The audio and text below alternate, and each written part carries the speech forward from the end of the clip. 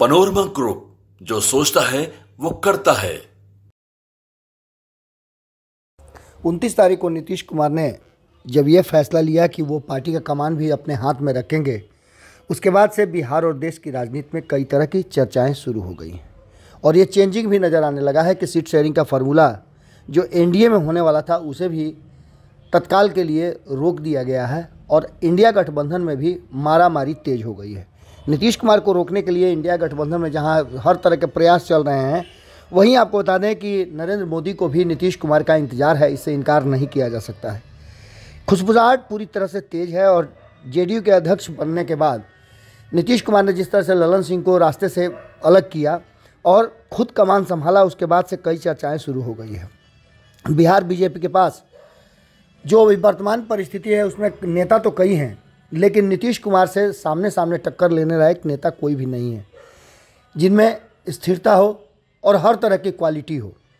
अब भारतीय जनता पार्टी के लिए ये ज़रूरी हो जाता है कि वो हिंदी पट्टी के राज्यों में बेहतर प्रदर्शन करे और इसके लिए वो नीतीश कुमार जैसे मजबूत नेता के साथ रिश्ता फिर से कायम करे। बिहार में कोई ऐसा चेहरा नज़र दूर दूर तक नहीं आ रहा है, इस बात से इनकार नहीं किया जा सकता है। कई नेता हैं जो लगातार प्रभाव तो दिखा रहे हैं, लेकिन नीतीश कुमार के साथ जिस तरह से सामंजस्य बिठाने की बात है या बिहार में सामंजस्य बिठाने की बात है, उसमें पूरी तरह से अभी परंगत या परिपक्व नहीं हुए हैं। इन सारी बातों को लेकर के अब जो वर्तमान परिस्थिति बनी है उसमें आपने देखा होगा कि जो रिजल्ट आ रहे हैं, जो परिणाम आ रहे हैं अलग अलग चुनावों के, उसमें भी कहीं ना कहीं भारतीय जनता पार्टी को ये साफ नज़र आ रहा है कि वहाँ नीतीश कुमार जैसा फैक्टर कुछ भी नहीं है। INDIA गठबंधन 5 राज्यों में हुए चुनाव में एक मुश्त होकर के, एक साथ होकर के नहीं लड़ा, जिसका फ़ायदा भारतीय जनता पार्टी को मिला। अब बिहार में कास्ट पॉलिटिक्स को लेकर के कैलकुलेशन में भारतीय जनता पार्टी की ज़रूरत की तरह नज़र आने लगे हैं नीतीश कुमार। नीतीश कुमार उस नमक की तरह है कि पूरी सब्जी आप बेहतर से बेहतर बना ले, लेकिन नमक के बिना काम नहीं चलने वाला है।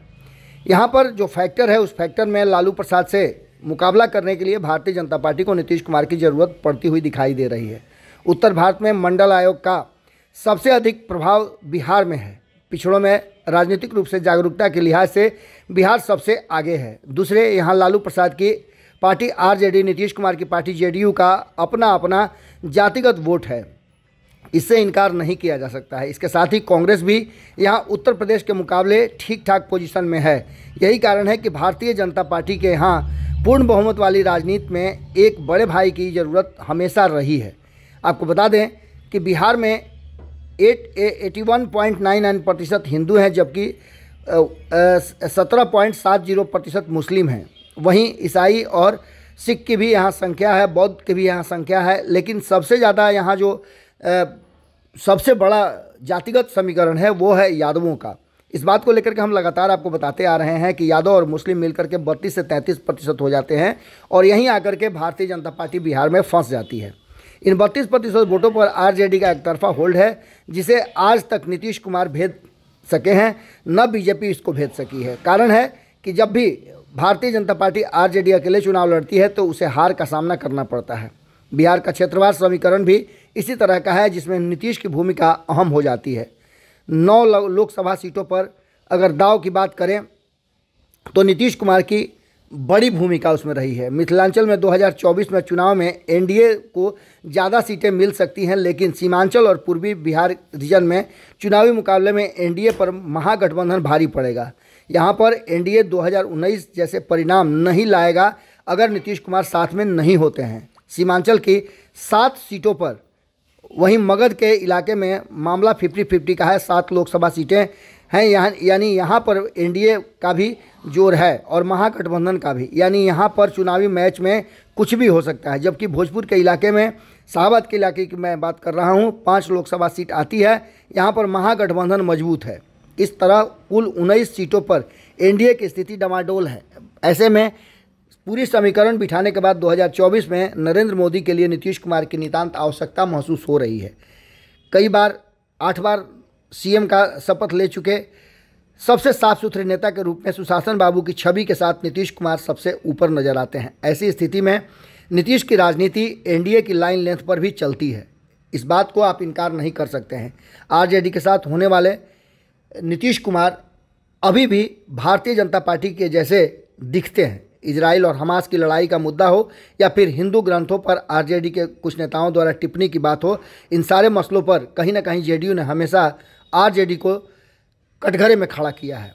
अपनी अलग राय रखते हैं। G20 की भी बात करें या अन्य मामलों की बात करें तो अक्सर नीतीश कुमार इस बात की चर्चा भी करते हैं।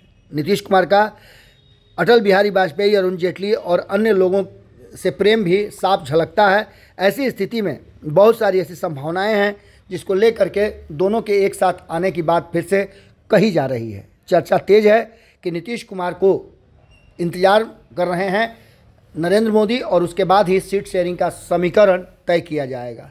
अब देखना दिलचस्प होगा कि एक तरफा ये प्यार क्या नीतीश कुमार स्वीकार करते हैं।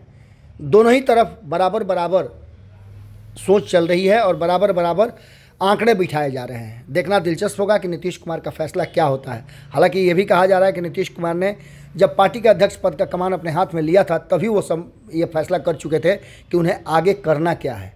अब सिर्फ फैसले का इंतजार है। कभी भी कोई बड़ा फैसला नीतीश कुमार कर सकते हैं। पनोरमा ग्रुप, जो सोचता है वो करता है। अगर ये वीडियो पसंद आई और वह बिहार के राजनीति और बिहारियत से सरोकार रखेनी तो सब्सक्राइब बटन दबा के चैनल के सब्सक्राइब कर ली। ओजे एगो घंटी बा, ओकरा बटन दबा देला से कुल सटीक और मारक खबर रुआ मुफ्त में मिल जाई। अगर रुआ पत्रकारिता के हमनी के नया प्रयोग में सहयोग कर चाहतानी तो ज्वाइन बटन दबा दी। पेटीएम नंबर नोट कर ली 9386816700। धन्यवाद।